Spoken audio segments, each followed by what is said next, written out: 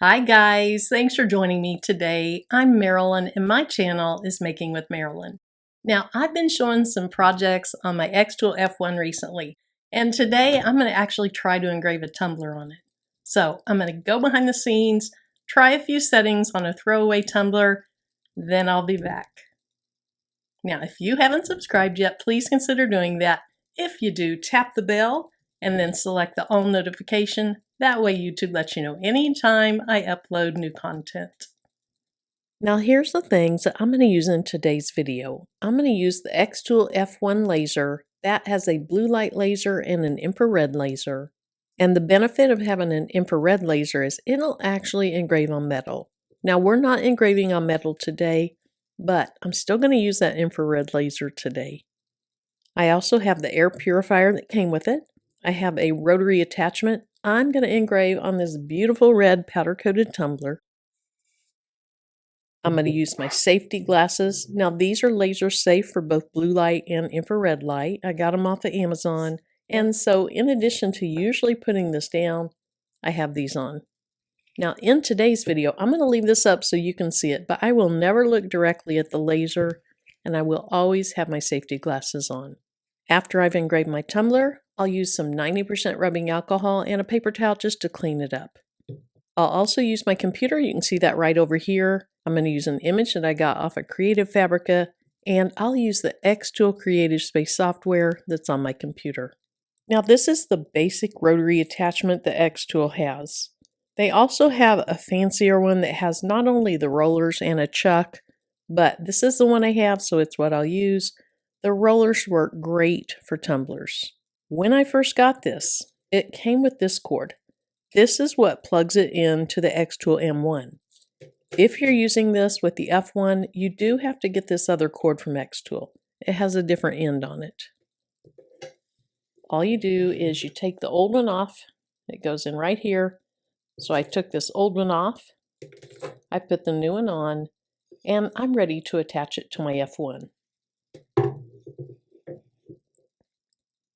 It attaches right here on the side, and it only goes in one way, so you have to be careful you get it in the correct way.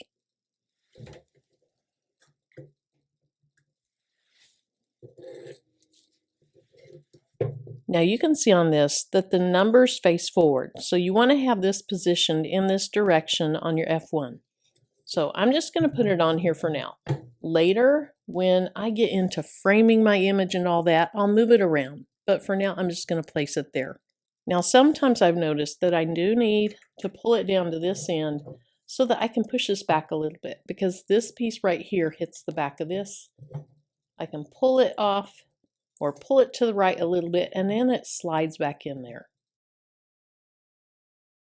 I already have my computer attached to the F1. I have the F1 attached to the air purifier, but I haven't turned them on yet. So let me do that, and then we'll go to the computer. The first thing I'll do is go ahead and open that xTool Creative Space software. And it's letting me know there's new firmware and there's new software, but we're going to skip that for today. Now it looks like it's already connected. Sometimes you have to refresh here and connect it. I showed that in a prior video, but for now it's already connected. The first thing I want to do is I want to come here where it says laser flat, click on it and change it to laser cylindrical. The rotary attachment that I'm using is just a roller one. It doesn't have the chuck, so I need to make sure I always have this selected. Now we're going to go over here. We're going to go to image, click on that. And I'm bringing in this iced coffee image. I love iced coffee. So let's say open. Now it looks like it's really large, so let's scale it down to fit on the canvas. Okay, that is still much larger than what I want, but the first thing I want to do is I want to click on engrave so you see what it looks like. Right now it's just set to score, which means if I sent this, it would just engrave around the outside of all the letters and the heart. Let's say engrave. I'm going to have the top of my cup on the left side of the rollers. So I need to move it where iced coffee is over here. Let me show you what I mean. We're going to go right up here to rotate, and I'm going to rotate it by 270 degrees. Now it's at least in the right orientation. but that is really large. For this all to be seen on my tumbler, I want to change the width to about 3 inches. Because this was locked, when I changed the width, the height changed as well.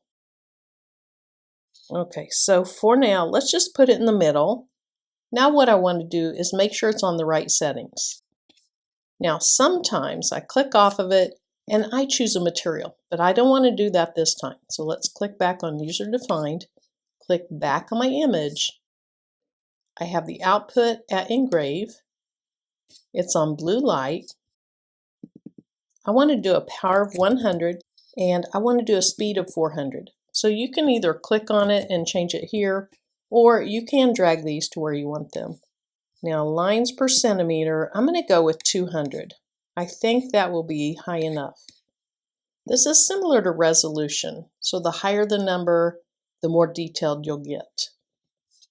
Now it's time to frame it. So let me go back over there, put my tumbler on, and see what it looks like. Now because on the software I have the top of the tumbler to the left, that's what I need to do with my actual tumbler. So we're going to put it on there with the top of it to the left.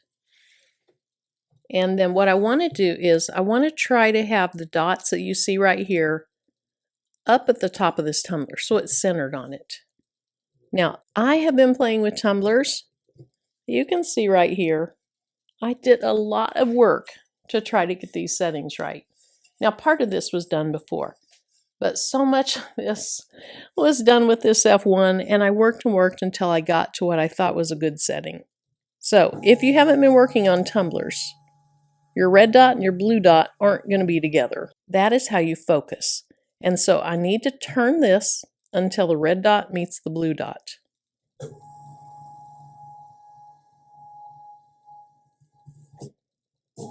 Okay, that looks good there. And then what I want to do is I want to bring this either forward or backward so that the focus dot is up on the top. So in this case, I need to pull it forward. And I can kind of use this grid down here to have it lined up straight. Now what I'm going to do is I'm going to walk to that end of the table and just look and see if this is at the top. I don't think it is yet. I think I need to pull it out a little bit more.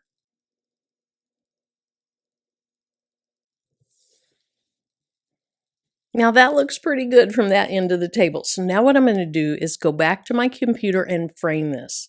So framing is going to show me where it's going to show up on my tumbler. What I'm focusing on now is from top to bottom, is it somewhat centered?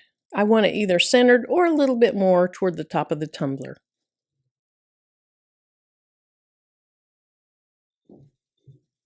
Hopefully you can see that blue light going back and forth. I think it looks like it's placed really well. So I'm going to go over, stop the framing, and then we're going to process this. Now remember, I'm going to keep this up. I'm going to have my safety glasses on, and I'm not going to look directly at the laser beam. When you do this, have this down as far as you can. Now that I have it exactly where I like it, I'm going to go right down here to process. Let me pull this up a little bit so you can see it. Okay, see process right here? Framing was right here, but I'm ready to process it. So I click on that. It gives me a preview. Then I click Start. Now it says it's ready for me to push the button on the right side of the F1. Let's go ahead and do that.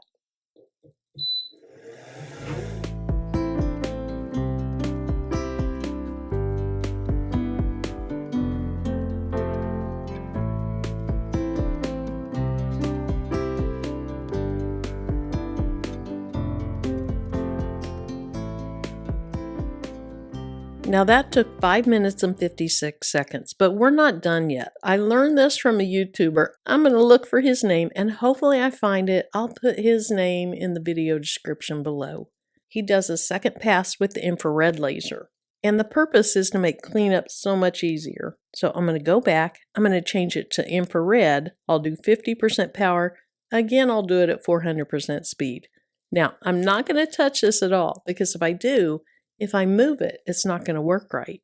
Now that I've processed it once, I'm going to say OK. I'm going to click on it without moving it. I'm going to change it to infrared. I'm going to do a power of 50%. I'll keep the speed at 400 and I'll keep the lines per centimeter at 200. Let's go ahead and say process.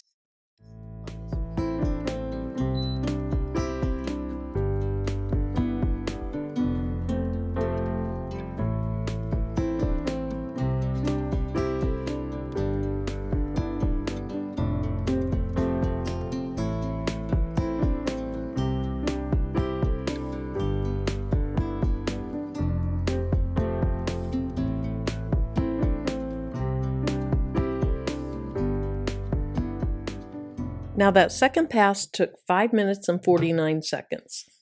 So here's what it looks like before I clean it up. I'm just going to use some rubbing alcohol on this paper towel.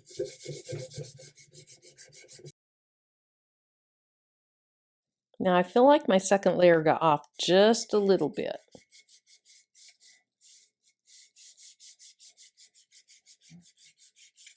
All right, that looks pretty good. Now here's my final product, and for my first tumbler, I'm pretty happy with that. It looks good, but I can tell that second pass didn't line up exactly with the first pass.